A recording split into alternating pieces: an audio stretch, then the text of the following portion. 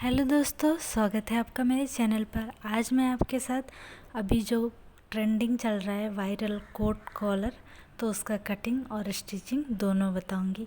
तो चलिए बिना देर करे वीडियो को शुरू करते हैं। तो देखिए यहाँ पर मैंने टॉप पार्ट का जो जितना फैब्रिक चाहिए उतना मैंने यहाँ पर ले लिया है। तो इसको सबसे पहले कट करके अलग कर लेंगे और बैक पार्ट और फ्रंट पार्ट को हम अलग अलग कट करेंगे। तो सबसे पहले फ्रंट पार्ट के लिए देखिए यहाँ पर मैंने फैब्रिक को फोल्ड कर लिया है। तो यहाँ पर हाफ इंच पे मार्क करने के बाद हमारा टॉप का जितना लेंथ है उसी के हिसाब से हमें इस मार्क को खींच के जो है मार्क कर लेना है और यहाँ पर हम कॉलर अटैच करेंगे। तो यहाँ पर हमें एक बॉक्स बनाना है। तो ये जो बॉक्स है टोटल 3.5 इंच होगा चारों साइड से, और मैंने जो हाफ इंच पहले मार्क किया था उसको इंक्लूड करके इसका जो है पूरा बॉक्स का मेजरमेंट 3.5 इंच है।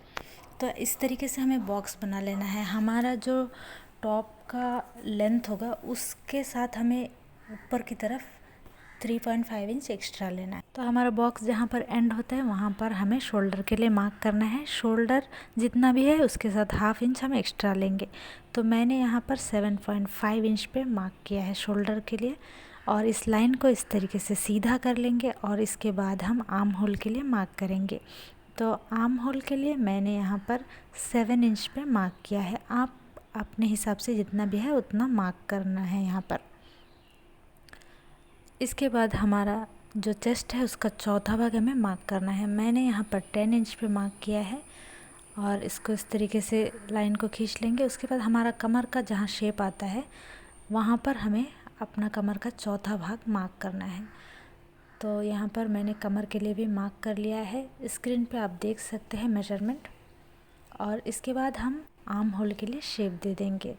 तो ये बैक आर्म होल का शेप है। और इसके बाद अंदर की तरफ हाफ इंच पे हमें मार्क करना है। यहाँ पर हम फ्रंट आर्म होल के लिए शेप दे देंगे।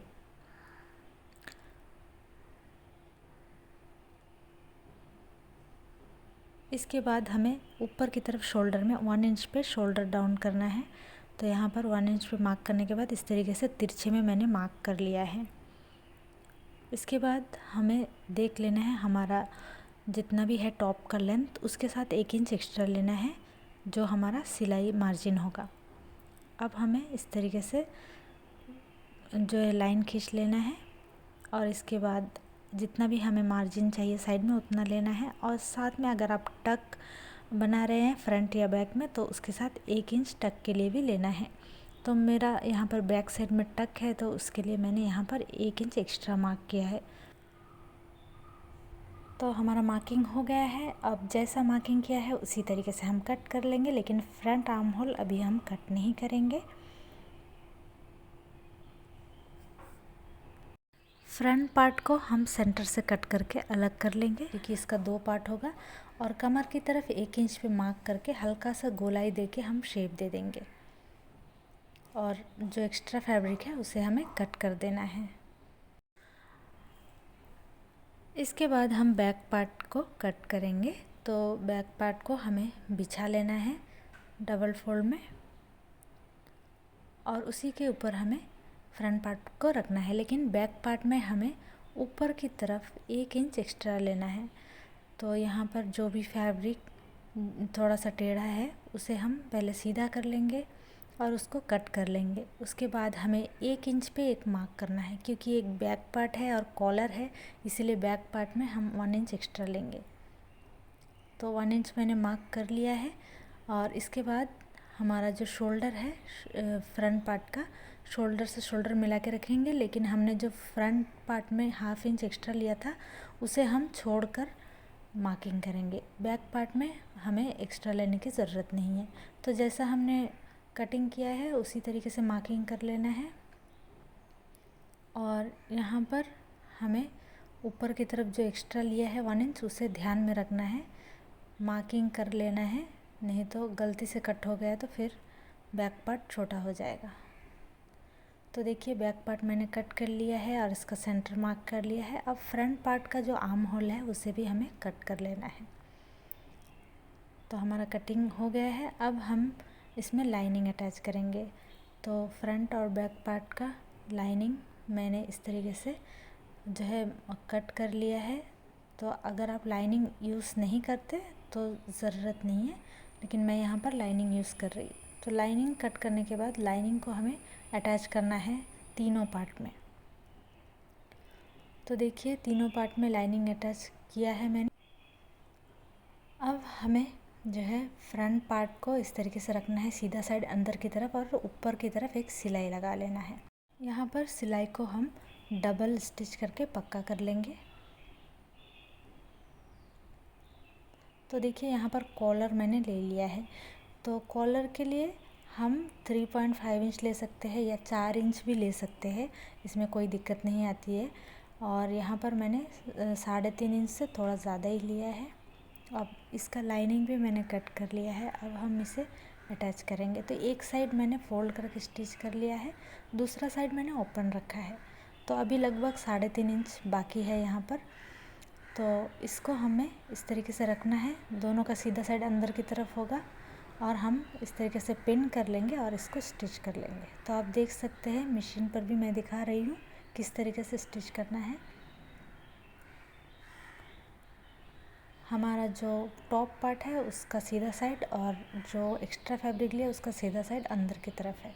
तो एक स्टिच मैंने यहाँ पर करके इसे जॉइन कर लिया। अब हमें इसका सेंटर मार्क करना है। सेंटर मार्क करने के बाद आपको कॉलर का लेंथ कितना चाहिए उतना मार्क करना है। तो मैंने 7.5 इंच मार्क किया है, क्योंकि ये एक्सेल साइज़ है।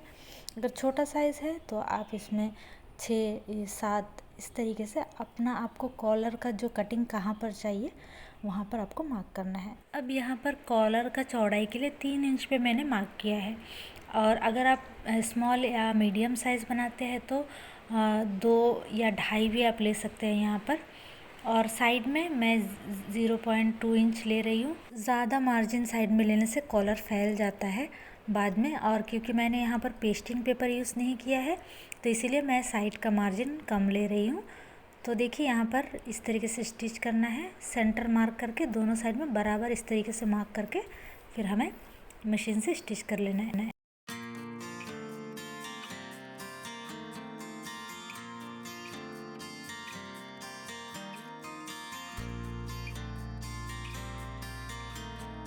अब हमें इसको कट करना है।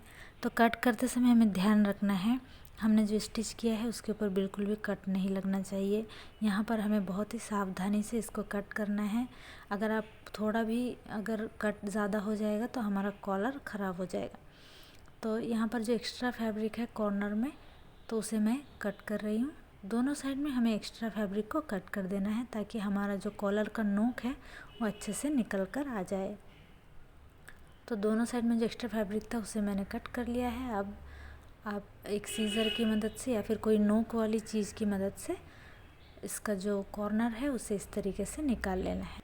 अब हम बैक पार्ट को भी तैयार करेंगे। टक मैंने ऑलरेडी यहाँ पर मार्क करके स्टिच कर लिया है। और यहाँ पर हमें एक बात ध्यान रखना है, बैक पार्ट को हमें कभी भी डायरेक्ट जॉइन नहीं करना है, इसमें भी हमें गले को कटिंग करना है। गले का विड्थ के लिए मैंने 3 इंच पे मार्क किया है। गले का गहराई के लिए मैंने 1 इंच पे मार्क किया है। इसमें हल्का सा गोलाई से हम शेप दे देंगे और इसके बाद इसे कट कर लेंगे। तो यहाँ पर हमें जॉइन करना है। अगर आप यहाँ पर बैक का जो गला है उसे कट नहीं करेंगे तो कॉलर बनने के बाद हमारा जो शोल्डर है उसके ऊपर एक प्लीट जैसा बन जाएगा, फिनिशिंग अच्छे से नहीं आएगा। इसीलिए बैक का जो गला है उसे हमें 1 इंच में कट कर लेना है। अब हम इसे जॉइन करेंगे। तो फ्रंट पार्ट को हमें सेंटर से सेंटर मिलाते हुए रखना है। तो आप देख सकते हैं वीडियो में, हमें कॉलर को दोनों एक ही साथ स्टिच नहीं करना है। हमें जो शोल्डर का साइड है फ्रंट पार्ट का उसे इस तरीके से रखना है, सेंटर से सेंटर मिलाते हुए। उसके बाद हम इसे पिन कर लेंगे और अब हमें स्टिच करना है। तो देखिए यहाँ पर जो कॉर्नर है उसे हमें मार्क कर लेना है और यहाँ पर हमें छोटा सा कट लगाना है। ये कट आप स्टिचिंग के बाद भी लगा सकते हैं या फिर उसके पहले भी। तो मैंने पहले से थोड़ा सा कट कर लिया है ताकि स्टिचिंग करने में आसानी हो। तो देखिए कॉर्नर से हमारा जो गले का जहाँ तक कटिंग है उसे हमें अटैच करना है। तो जब हम यहाँ पर अटैच करेंगे तो थोड़ा सा फैब्रिक आपको एक्स्ट्रा दिखेगा बैक पार्ट में, तो आपको उसे कट कर लेना है बाद में। तो आप स्टिच करने के बाद भी इसे कट कर सकते हैं। तो सेंटर से स्टिच करते हुए हमें शोल्डर तक आना है। तो यहाँ पर एक साइड का स्टिच हो गया है। तो देखिए यहाँ पर एक्स्ट्रा फैब्रिक है, इसे हम बाद में कट करेंगे। इसके बाद जो दूसरा साइड है उसे भी हमें स्टिच करना है। तो हमें इस तरीके से स्टिच करते हुए पूरे में कॉलर में और यहाँ पर हमें स्टिच कर लेना है। आप यहाँ पर हमारा जो स्टिच है उसे डबल स्टिच करके हमें यहाँ पर पक्का कर लेना है।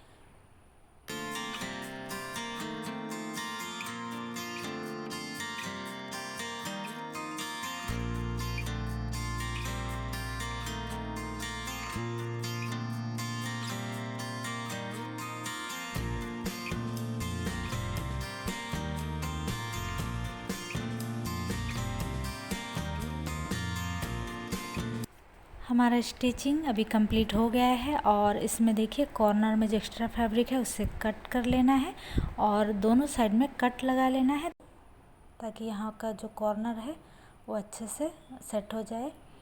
तो देखिए ये कुछ इस तरह दिखेगा। अब हम अंदर की तरफ स्टिच करेंगे। तो देखिए यहाँ पर जो हमारा कॉर्नर है वहाँ हमें मार्क कर लेना है। तो जो कॉर्नर है उस कॉर्नर से फर्स्ट कॉर्नर से सेकंड कॉर्नर तक हमें स्टिच करना है। जो एक्स्ट्रा फैब्रिक है अंदर की तरफ कॉलर के अंदर हमें सेट करके स्टिच करना है। दूसरा कहीं पे भी हमें स्टिच नहीं करना है, तो हमारा कॉलर का शेप ख़राब हो जाएगा। सिर्फ हमें एक कॉर्नर से दूसरे कॉर्नर जहाँ पर हमारा जो है कट लगा है वहीं से हमें स्टिच करना है और दूसरा जो कट है वहीं तक हमें स्टिच करना है। तो आप वीडियो में देख सकते हैं एक्स्ट्रा जो फैब्रिक है उसे हम इस तरीके से अंदर की तरफ करके स्टिच कर लेंगे फिनिशिंग के साथ। तो हमारा स्टिचिंग अब कंप्लीट हो गया है। तो फ्रेंड्स आप भी इस तरीके से आसानी से इस कोट कॉलर को बना सकते हैं। तो अगर आपको वीडियो अच्छा लगा तो वीडियो को लाइक करिए। अगर चैनल पर नए हैं तो चैनल को सब्सक्राइब करिए। Thanks for watching.